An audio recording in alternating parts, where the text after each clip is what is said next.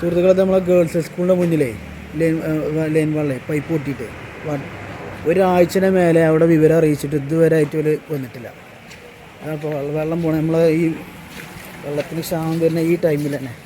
ഇപ്പോൾ ഇത് കൂടുതൽ അപകട അവസ്ഥയിലാണ്. ഈ ബിൽഡിങ്ങിൻ്റെ അടിയിലൊക്കെ വെള്ളം പോകുന്നുണ്ട്.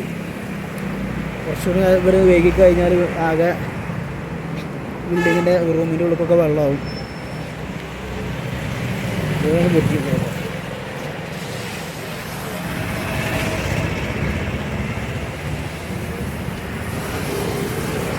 എന്തിനാ ഇവിടെ ഒരു വാട്ടർ അതോറിറ്റി? ഈ വെള്ളം കളയാനായിട്ടുള്ളൊരു വകുപ്പാണെന്നുള്ള സംശയം.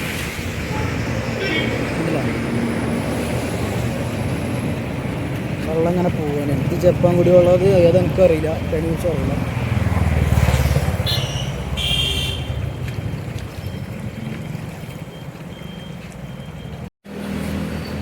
കണ്ടില്ല ഞങ്ങൾ ഒരാഴ്ചൻ്റെ മേലായി വെള്ളം പൊട്ടി, ലൈൻ വെള്ളം.